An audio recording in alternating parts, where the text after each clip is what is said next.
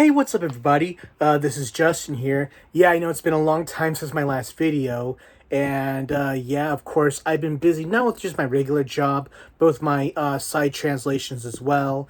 And whatever free time I have, I kind of want to use it with my family. As in case some of you might have forgot, I'm married and I have a kid now.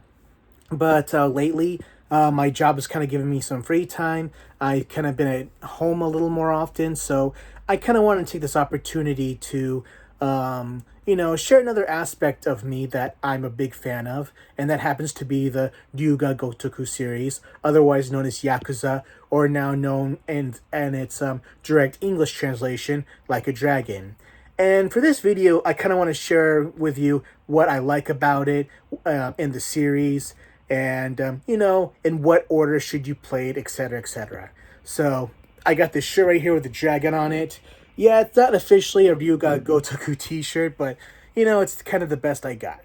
Okay, so let's get started. Okay, so this is pretty much a fraction of my collection. Um, as for what other games that are not present or accounted for right now, I have the original PS2 releases of the first two games, and the original PS3 releases of 3, 4, 5, 0, and Kiwami 1, and Ishin. As to why they're not with me right now, they're at my parents' house in Arizona.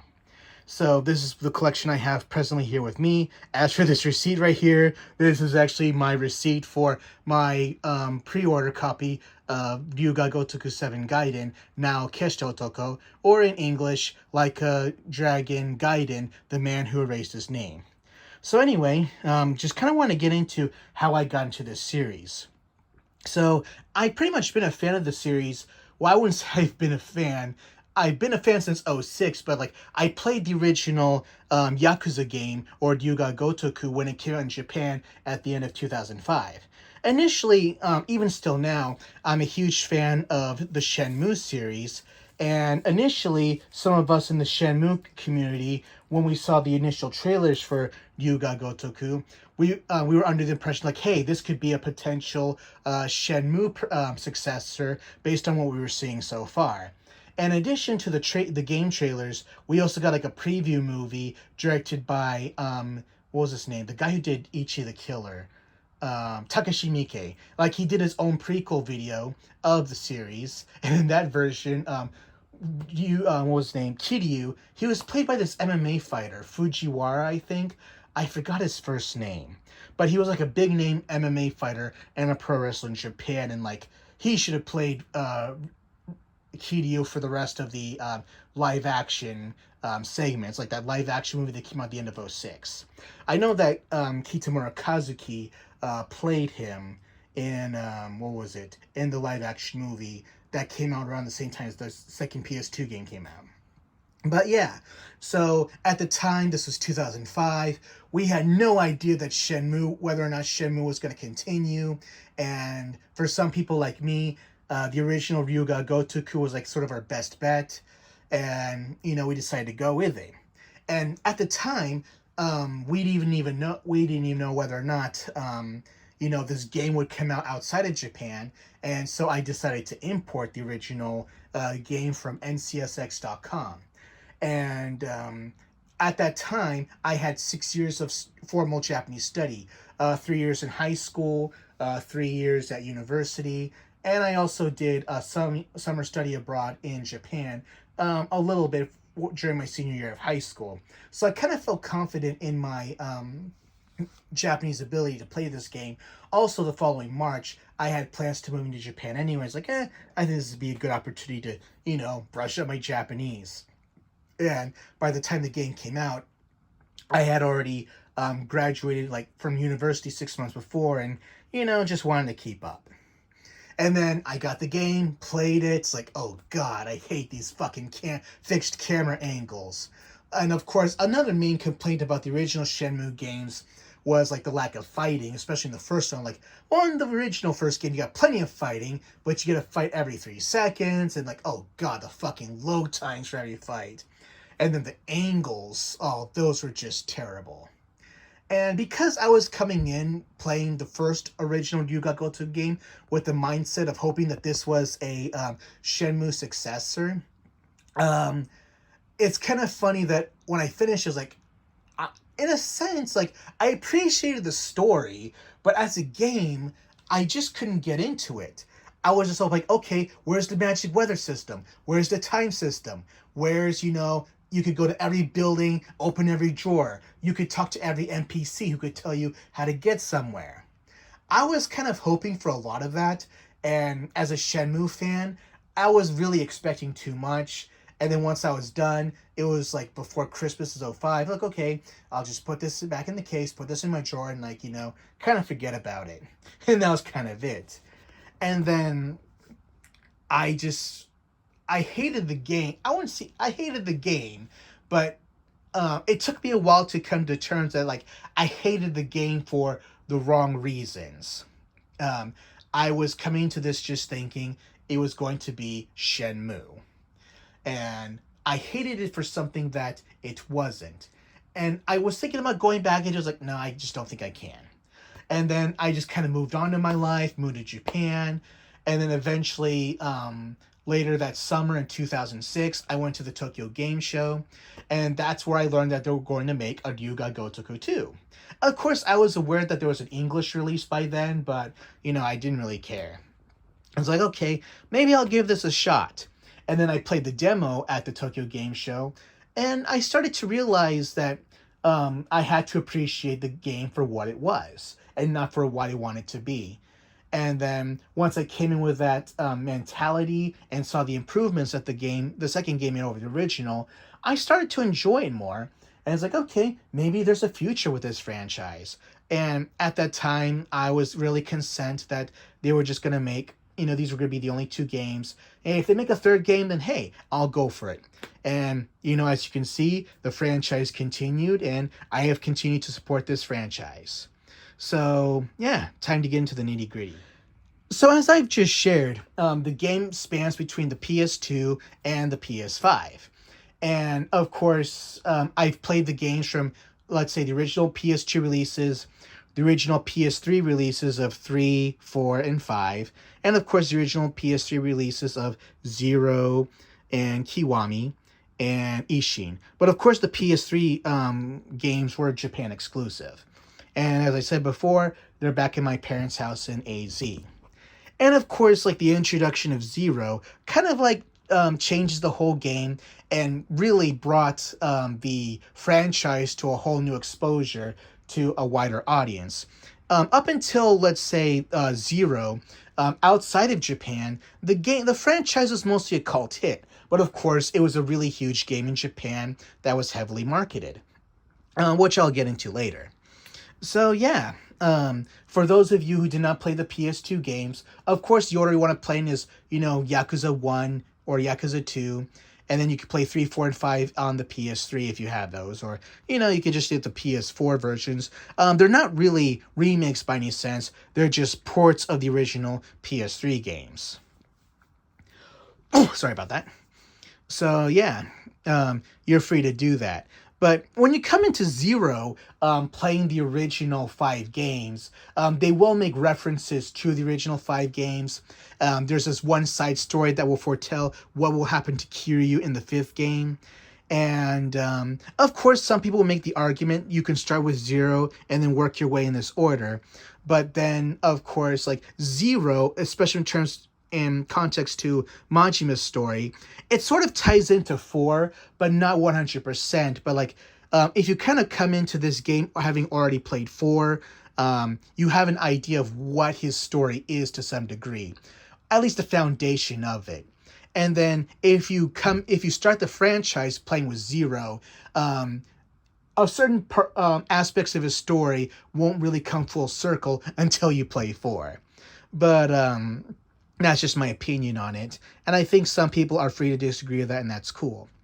But yes, considering how far the franchise has come from the PS2 era to now, I really had no issue that you start with 0. With the original PS2 games, the combat was based on Spike Out, another beat-em-up game that the creator Nagoshi did. And you really do see that with the first 3 games. But eventually the franchise evolves out of that particular influence, and it just becomes its own thing and more. So yeah. Of course, when we have with Zero, this takes place in 1988, 2 years after Shenmue, actually. Here, Kiryu, he's 20 years old. Majima, he's 24. And you kind of get a glimpse of what Japan was like in the 1980s with its booming economy. And, everybody just had money and could spend it like water. And it's kind of funny that you could do all these kinds of, and that money is kind of like a big part of the game, and like you can run all these cool businesses. So yeah, you kind of see how Kiryu's life starts as a Yakuza, and how and this is sort of like a redemption story of Majima to a certain extent. And what also makes the franchise appealing to, let's say, the domestic audience in Japan, or to those who are fanatics of Japanese entertainment, the Japanese the game uses like a lot of Japanese celebrities, like these four guys right here. This guy is Riki Takeuchi, and this guy's Masato no Ozawa, I think. I forget this guy's name, but like all these three guys, they've been in Yakuza movies, and I remember he was the teacher in Battle Royale 2. And I think this is Shingo, what's his name? My wife could tell you, because like the reason why I got her into it is because the franchise, as I said before, uses a lot of Japanese celebrities, so it kind of like does have that domestic appeal, and that's what drew my wife into it, even though she's not a gamer. Shingo, I should have Googled this shit beforehand. But yes, I remember he was a child actor, and he was in one of the original Kinpachi Sensei shows.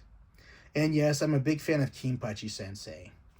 But I know these three guys were in a Yakuza series called Dead or Alive, nothing to do with the fighting game with the bouncing tits. And here we have Kiwami. And, oh yeah, kind of going back to this, the combat styles are also pretty cool. For Kiryu, of course, Kiryu and Majima, they all have 4 distinguishing fighting styles. And one of the distinguishing fighting styles they both have is like, it's kind of like based on their base fighting styles that they're famous for. And then, of course, other fighting styles for Kiryu is like, he could be like a kickboxer, or Majima. One of his other fighting styles is like, he could be a breakdancer. It's just really fucking cool what you could do with all this, the action here, and not just with just this game, but the franchise as a whole. It's like how creative the fighting can get. It's like, okay, once you build up a certain heat meter, a triangle will show up at a certain moment. You push that triangle. Of course, this applies to the PS4 version. I don't know about the other versions, but yeah, it's just like you could just do the most brutal attacks. Like you could fucking DDT someone through the concrete. You could suplex someone into a guardrail, or just throw someone off a bridge. It's just so fucking insane what you could do. And with all these games, and like, this is just the beginning. And okay, so going back here, this is Ryuga Gotoku Kiwami, or Yakuza Kiwami. This is a remake of the original PS2 game, and it pretty much uses the same engine as Zero, where you can use the 4 fighting styles and whatnot. And the graphics are pretty much the same. And it pretty much follows the same events of the original Yakuza PS2 game, and it also offers a lot more. So in this game, Kiryu, he's kind of, the game starts off in 1995, and December of 1995, and he's on track to having his own family, which he's going to be the Kumicho, or the dawn of. And unfortunately, later that night, his boss attempts to assault his crush, Yumi, and in defense, his best friend, Nishiki, shoots their boss in cold blood and murders him. And since Nishiki's sister is in the hospital and requires surgery, Kiryu decides to take the fall, and he spends the next 10 years in prison. And then when he's released from prison in 2005, that's pretty much when the original game is also released. And unfortunately, his best friend who took his place has his own family. He's corrupt and evil.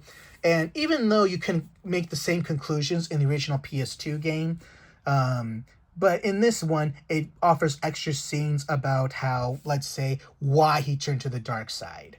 And I think it's really cool to they add more substance to that story. And of course, it kind of adds more content that relates to Zero as well.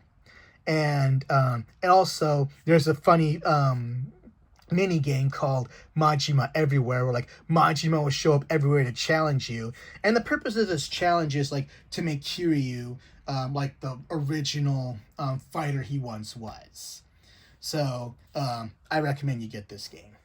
Okay, so here we are with Kiwami 2, and of course this is a remake, a complete remake of Ryuga Gotoku 2 from the DC, but instead of, of the PS2, but instead of being, let's say, using this engine, it uses the Dragon engine, which was introduced in this game, Ryuga Gotoku 6, so kind of pretty much uses not only the same graphics, but like the same fighting engine and so on. But compared to 6, the fighting engine here is a lot more easier to control, in my opinion. So, of course, the story is this takes place a year after the original game, and this time he has to fight the Omirengo. Even though they're kind of featured a bit in the original game, they're the main villains in this one, and Ryuichi Goda here, who's one of the kumichos of one of the gangs of the Omirengo, is the main villain, and he wants to like take Kiryu out of the picture because he wants to be as like the only dragon in Japan. And Kiryu, his job is to like pretty much save the Tojo Kai and all that other stuff. I mean, the story's pretty straightforward and simple, but it's pretty fun. The characters are interesting. And yeah, so what's really cool is like in this game and in this one, you get to manage a hostess club. And a majority of these hostesses are portrayed by adult actresses. And you get to train these hostesses, recruit them. You also get to choose what they get to wear, and their makeup. I think, and you get to do this like with a really cool song, and like the song is really awesome and just makes the game a lot funner. And also, it's gonna make you a lot of money.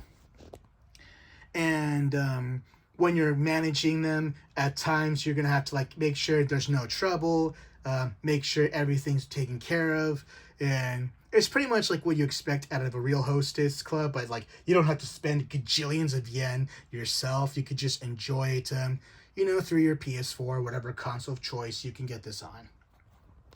But yeah, the fighting's fun. It's really still brutal, and this is pretty much like a story of like a man against man. It's like all about honor and all that other stuff. Even though the other Yakuza games do cover those themes, this one really takes it to the ultimate level, in my opinion. And here you got 3, 4, and 5. These are not remakes or remasters. These are just simply ports of the original PS3 games. So what makes this Ryuga Gotoku 3 really interesting is that it was really relevant around the story. I mean, is really relevant around the time of its original release back in 2009. It was when, like, let's say the Democratic Party of Japan took over and Hatoyama became prime minister. And the thing was, like, one of the issues is, like, the whole bases in Okinawa issue. And, like, one of the whole campaign promises of Hatoyama, the DPJ, was trying to remove, bases off of Okinawa. Even though this is kind of different, but it's like, the whole base in Okinawa thing is still relevant. And as to why, even though it's kind of a spoiler if I say this, like, so after 2, Kiryu and Haruka, they go to Okinawa to start their own orphanage, and the land that it's on is like is being contested to whether or not it should be a base or not. And it kind of like follows the same engine as the first 2 games. Really, in fact, the engine is kind of more based on this game, Kenzan, this was technically the first PSV release game. But yeah, this kind of like still takes borrows off of it. So it still borrows off some things from the original PS2 games. There's still fixed camera angles in certain parts when you're exploring the city, but eventually that's taken all out, and I understand for those coming off these games when going on to 3, playing these games might be an adjustment, but I think you'll still appreciate it. And yeah, and also Unshui. Anyway, I'll get back to this later. So here comes 4 and 5. So what makes 4 and 5 unique is that compared to of course in 0, you are playing as Majima. And of course in 2, there is a bonus story featuring Majima. But since the 4 and 5 were kind of like released first, once you kind of consider the release order, these two games were the first to play as multiple characters. So with 4, you're playing these 4 characters. Here you have Tanimura, a police officer for Kamurocho. Of course, Kiryu is still the main character. You have Akiyama, and you have, Saejima, whose story connects to Majima's to 0 to some extent. So you're kind of getting the other side of Majima's story as it relates to 0, yes. Well, at least not the story, but like the foundation of like how he ended up in Osaka. And Tanimura in the original PS3 release was played by an actor. I forgot his name off the top of my head. I know he was in the first season of Goksen. And apparently he was falsely accused of, like having drugs. But by then, damage was already done when he proved his innocence. So, yeah. And what's interesting about Akiyama is he's played by Koichi Yamadera, the voice of Spike from Cowboy Bebop. And, Saejima, that's his name. He's voiced by Rikia Koyama, who's also the voice of Takamura from Hajime no Ippo. And I have a feeling that's kind of paid homage to in the 5th game when he fights a fucking bear. And of course, this kind of all goes back to like they're all trying to find this woman who happens to be Saejima's sister and looks like what was his name? The former girlfriend of Akiyama, and was supposed to be Tanimura's father over some incident like 20 years ago. And of course, they all have like distinguishing fighting styles. Like Tanimura, being a police officer, like he has a lot of Aikido moves, while Akiyama, he's more of a kicker like you'd see in Taekwondo. And Saejima, with his style, he's kind of relying more on power, like he's a wrestler. So you're kind of getting something different with each character. And here is the 5th game. So instead of playing as 4 characters, you're playing as 5. In addition to Kiryu, you're also playing as Akiyama and as Saejima again. Yes, as you can see, he shaved his head. This will be explained in the 5th game. And this will be the first time ever you play as Haruka, who is trying to become a top idol. And here you play as Shinada, who's a disgraced baseball player. And as far as how his story ties in, you'll have to play and find out. And I know I recognize this actor from somewhere. I just can't remember his name off the top of my head. I know that he was in another... I think he might have been in the Goksen drama, either seasons 2 or 3. I might be wrong. But I know I recognize him from some J-drama. Oh, he was in Tokyo Wankei. I know who he is. I just can't remember his name. Okay, and this game, considering the 5th, it has 5 characters, this game can be a little longer than average, but each character has like their own unique mini games to a certain extent, and I kind of find them all fun. As for what Kiryu's doing in this game, play to find out, and then once you kind of get to the nitty-gritty, you'll get a kick out of it. Okay, and this is the first ever PS4 exclusive Ryuga Gotoku game, Ryuga Gotoku 6 Inochi no Uta, or Yakuza 6 The Song of Life. And this was supposedly supposed to be the last game starring Kiryu. And as you can see here, you got some famous people like Beat Takeshi. You might have known him from Battle Royale, or Zatoichi, or Takeshi's Castle, or a Most Extreme Elimination Challenge on Spike TV when Spike TV was cool. And it's kind of funny, like the guy was critical of video games back in the day, and they actually managed to get him in this game. And here you have Tatsuya Fujiwara, which is interesting because these two co-star together in Battle Royale. And it's also interesting that Tatsuya Fujiwara actually previously was in this game, but only his voice was used, but not his likeliness. But in this game, both his voice and likeliness is used. And also you have here is Shun Oguri. He played the kid who was bullied by a girl in GTO, and he was also in the first season of Goksen. And here you have Ma Kiyoko. I think she was in Sky High. I might be wrong. And also, Ryusei Nakao, the voice of Frieza, he's also in this game as well. And yeah, this was the game that first utilized the Dragon Engine. Since it was like the first one, the fighting does kind of lag a bit, but eventually you'll get the hang of it. And this game is probably one of the most controversials for a variety of reasons that I don't want to get into due to spoilers, but I understand it, but like I still enjoyed it to some degree. I like how it took place in Onomichi in Hiroshima, and I've spent some time in Hiroshima, and yeah, and I thought it captured Onomichi really well. I lived on the west part of Hiroshima, while Onomichi's on the east part, but I've kind of been there a few times. And it's like really a pleasant place, and it's really, in terms of like, the presence of Yakuza, you really wouldn't see it in real life Onomichi. But I do recommend going there. It's really nice. And speaking, I'll get back to the whole geographic thing later. But of course, this kind of like is also one of those unique things where, you kind of get more realistic graphics. The water is really nice. You kind of get more mini games and so on. But yeah, that's it for that. And here you have Ryuga Gotoku 7, Shikari to Yami no Yukue, or otherwise known as Yakuza Like a Dragon. And yes, as I said before, up until the 6th game, or from 0 to 6, you kind of had like more of a brawling system, and then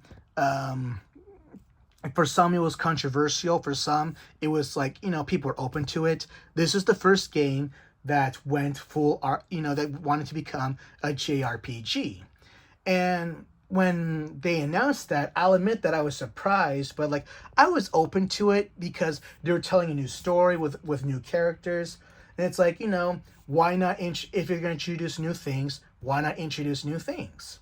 And even though there's, I know that other teams in Sega had done other good RPGs, but it's like, hey, when you think of Sega, at least with me, if you're a hardcore Sega fan, they can make damn good RPGs. It's like, considering they made some really good cold RPGs like Phantasy Star, Rent a Hero, what else was there? Skies of Arcadia. I mean, when you consider that they made and Panzer Dragoon RPG, god damn it. If they made some of the best RPGs ever, then they can damn sure make Ryuga Gotoku into a good RPG, and they damn sure did. And I thought this was the RPG that Final Fantasy 15 fucking had to be. And it's also very true to the spirit of the franchise with its quirkiness and so on. And it also took a lot of inspiration from the original Dragon Quest games. Like they got job systems. Like you could be, let's say, a bodyguard, a hostess for the ladies, a rock musician, a dancer. They really have a lot of funny stuff in this. And I really did enjoy this game a lot. And even though the original, even though all these original games have touched certain social issues before, such as sex workers, immigrants, homelessness, even though these games have explored those issues before, the 7th game really goes nitty gritty into these issues about like how they're integral to society. I won't say how they're integral to society, but it's like why this part of society exists. why people, why they have no alternatives. Like with the homelessness issue, like they really get real with the homelessness issue.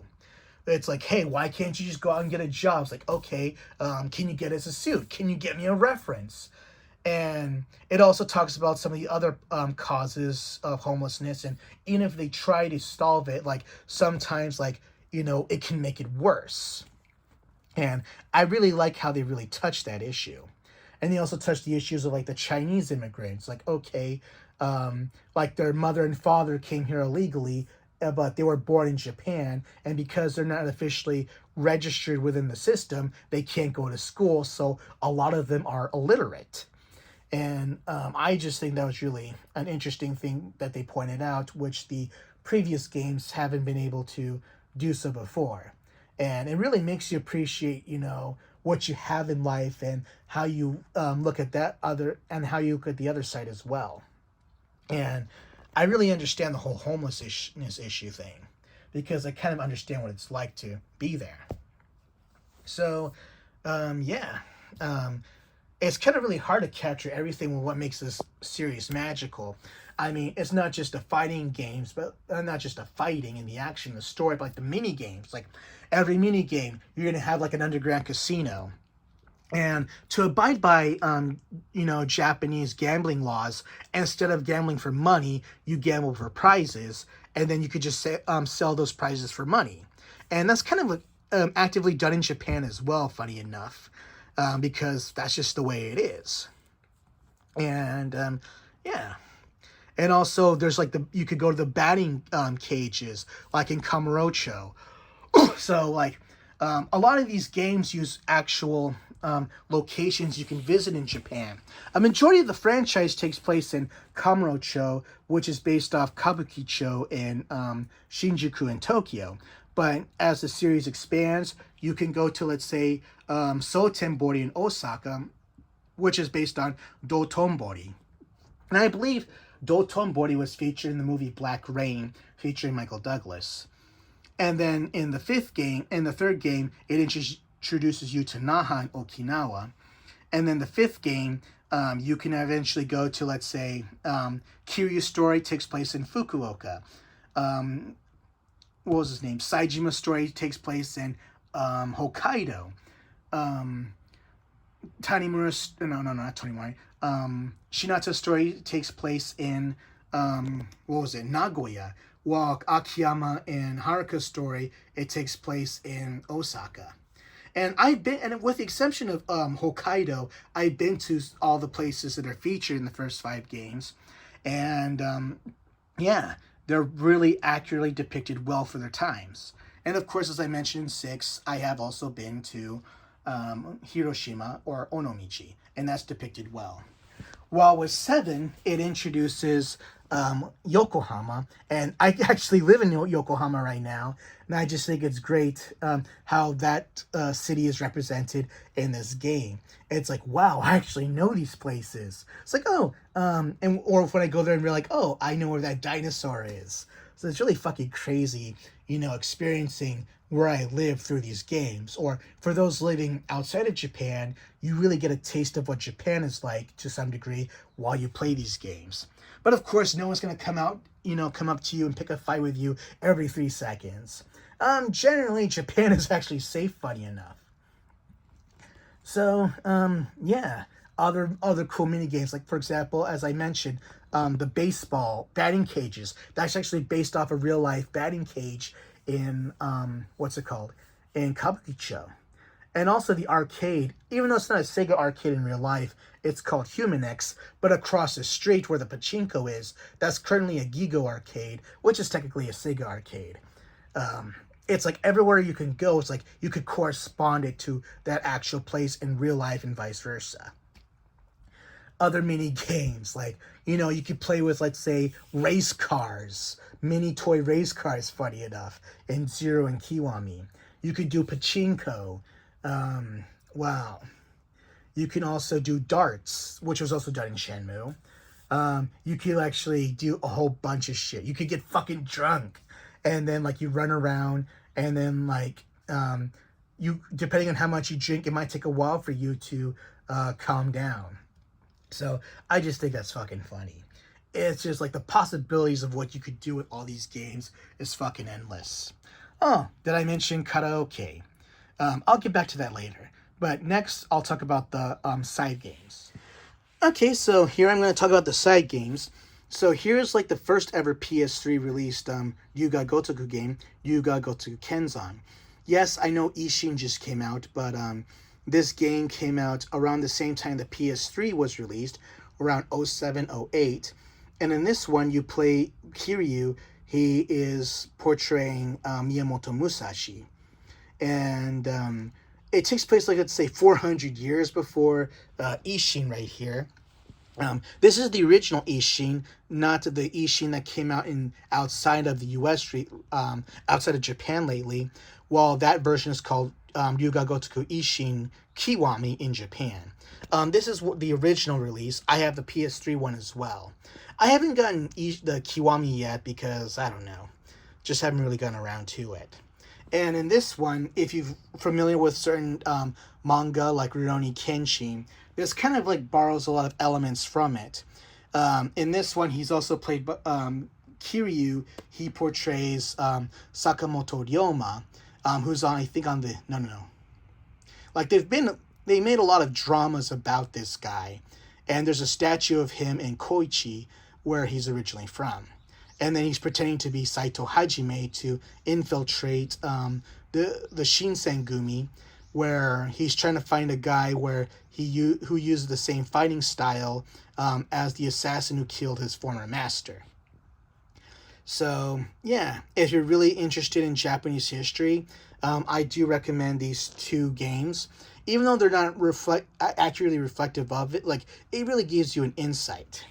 And what's also interesting about Goda here is that he's portraying a guy named Saigo Takamori, and you could actually see a statue of him at Ueno Park. And Akiyama, he portrays a guy who Kenshin worked for when Kenshin fought for the Ishin Shishi.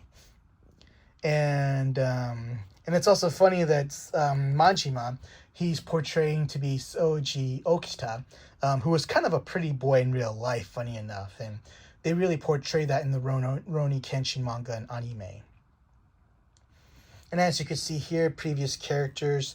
I know they replaced some of the characters in the Shinsengumi with the characters from 0 and 7.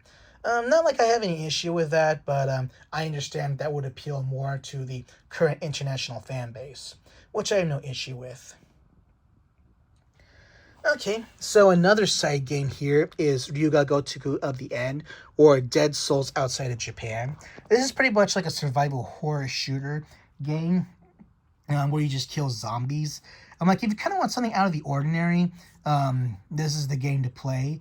But I remember it took me a while to get this game because this came out, it was supposed to come out around the time of the March 11th, 2011 earthquakes, but because this deals with, let's say, the devastation of Tokyo, they wanted to be respectful to those that were affected by the tragedies, so they delayed this game by like a month or two. But I remember I had to somehow cancel my pre-order because I moved from Hiroshima to Niigata around that time. Yeah, which is why I remember it. And these two are Japanese exclusive for the PSP. It's called Kurohyo, or Black Panther. This is Kurohyo 1 and this is Kurohyo 2. And it's about how you play as Takuya. Takuya, I think was his name. I haven't played this game in a while. Tatsuya, that's his name, Tatsuya. So, you play as a 17-year-old who's like a high school dropout, and he gets into a lot of fights, and he gets in trouble to the point it's like, okay, the Yakuza catches him. It's like, okay, if you want to fight that bad, and if you want your freedom, you're going to have to represent us in this MMA competition. And if you can win 10 fights, you're free to go. And this is pretty much more, I don't think this was made by the actual team. I think this was made by the team that made the Kenka Bancho series, because sometimes before every fight with the Kenka Bancho series, It's like sometimes, you're face to face with the opponent and you get to like shit talk your opponent. And this game does this as well. And as Tatsuya, you can fight using all kinds of styles. Like, you can fight with just boxing, Muay Thai, kickboxing, military martial arts, professional wrestling, amateur wrestling, Brazilian Jiu Jitsu, and so on. And yeah, it's kind of fun. And I think Kurohyo 2 does a very excellent job of expanding this particular um, feature. But like, okay, now you can say like, all right, you want the punches of boxing, the kicks of Muay Thai, the submissions of Brazilian Jiu Jitsu. And when it comes to finishers, oh, you want something flashy like you see in pro wrestling, like the Stone Cold Stunners. Like, you could do all this kind of stuff in this game. And of course, Kurohyo 2, it takes place a year and a half later. And because of like how the people he fought with in the original game look up to him, he once again fights for his people against another rival MMA underground tournament in Osaka. And I think that's really cool. So if you're really into the fighting aspect of Ryuga Gotoku, I really recommend these games. But I do have to say, it's like when they can transition from this game to the next one, they replaced the voice actor for Tatsuya. I know they made a live action version of Kurohyo, which I haven't got around to seeing yet. And they replaced the actor of Tatsuya, the guy who played in the live action, to do his voice in this one as well. So, of course, when it comes to exploring the cities, it takes more from the original PS2 games, where it has camera angles. But considering the PSP is not exactly the PS3 or PS4, I didn't mind it compared to the first time. But the fighting is done excellently well. And I know that they've done some English translations patches for this, but yeah. I think that's really cool. Oh yeah, going back to Kenzan, this kind of like started the whole fighting engines thing that Zero and Kiwami 1 uses. Like how you could change styles. But in this one, I would say, okay, you could use a swordsman. You could do, let's say, hand to hand. You could use, like, say, a sword and a gun or a spear. So that's kind of what makes it distinguishing. And of course, the Ikedeya incident, you could visit the actual Ikedeya in Kyoto, which I've been to. And before I get into the last one, you have what you call here judgment, or judge eyes in Japan, or lost judgment. These take place in the Yakuza universe, but by no means are you obligated to, let's say, play the original Yakuza games in order to enjoy these two, even though it does help because there are some subtle references to original Yakuza mainline story here and there, which you'll appreciate more. And what particularly makes this game very appealing to its domestic audience here is the main character, Yagami. He's played by Takuya Kimura, one of Japan's biggest stars. I'm pretty sure you'll know him as Howl in the Japanese version of Howl's Moving Castle. And I'm pretty sure he actually does have a voice role in the new Miyazaki movie, Kimi Tachi wa Dou Ikiru. I know it uses a different, I know in English it means, what will you guys do? But I'm not sure what the official, I know that it uses a different title in the English version, but I don't know what it is off the top of my head. But they use his voice and likeliness of it, and they also use the voice and likeliness of some other actors featured in this game. So, yeah, so I'm opposed to being like, this crazy brawler or powerful brawler like Kiryu is. Yagami, he's a kung fu fighting machine. He used to be a lawyer, but after how a certain case of his went wrong to a certain degree, he quit being a lawyer to become a private eye instead. And as to how he knew kung fu, he studied kung fu as a kid, and then he got into fights as a teenager in Kamurocho, and then he just blended his street fighting and his kung fu to call it Kamurocho style.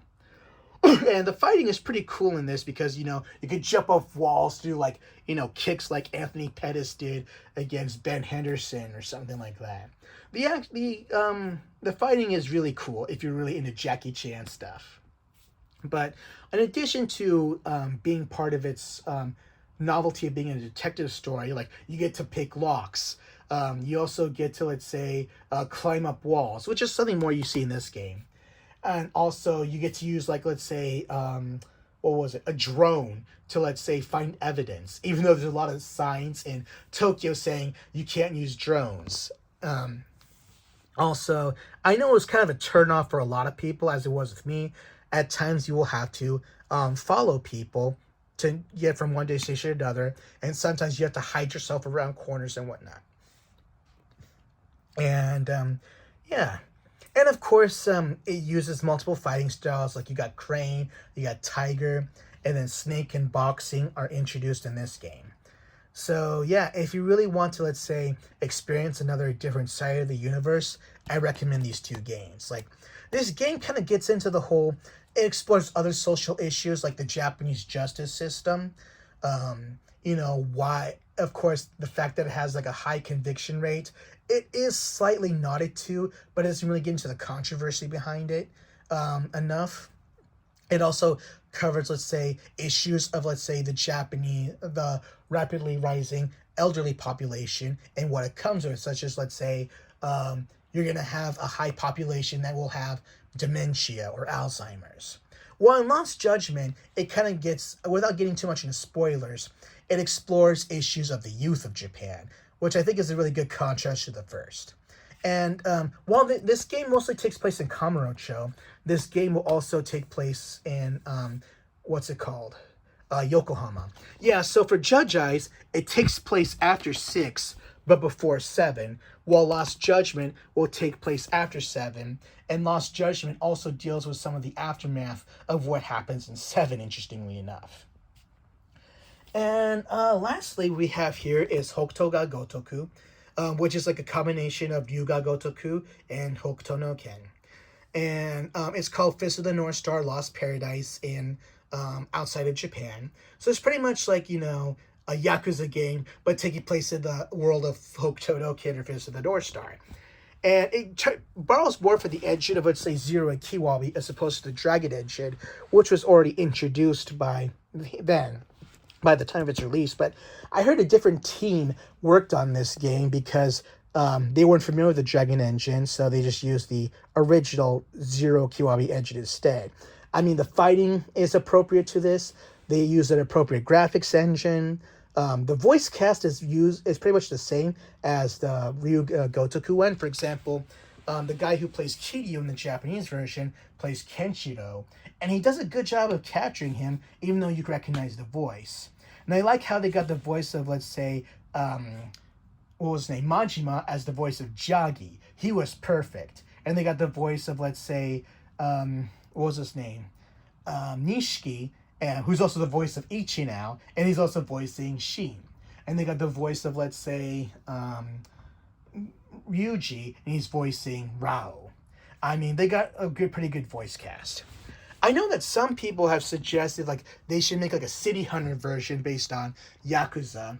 But there's a part of me that says, if they're going to do that, fine. But I want Akira Kamiya to play Ryo. And if they don't, if they let's say, use, let's say, the voice of Ichi as the voice of Ryo, I would have no issue with it. But I'm too much of a purist for that. And it's also kind of interesting that Ryo's voice actor, Akira Kamiya, originally voiced Kenshiro. So there's that. But of course, these games for now are Japanese exclusive. These games. So yes, I speak Japanese. I've studied Japanese for 6 years. I spend most of my adult life here. So yeah. Most of my exposure is to the Japanese versions of these games. And I tried playing the English version of the first PS2 game, which my brother owns. Like, I couldn't get past the first chapter. I'm like, I know they got a lot of voice talent, a lot of quality talent for the original PS2 game, but it's like, oh man, it just really didn't feel right. And I know a lot of people praise the localization of the future games. And I think it's pretty interesting too, but I feel that it's more, I just feel it makes it feel more like a comedy, in my opinion. And I have no problem with that. It's just like when I look at English translation on YouTube, I just can't help but laugh at it. Like, I don't really feel intimidated by any of the English that is used in it. But I understand why they would. It's like, maybe this will attract a foreign audience better than, approaching a line this way. And, I'm cool with that. And it's like, hey, I can always just play the Japanese version either way. All right, so that's it for that.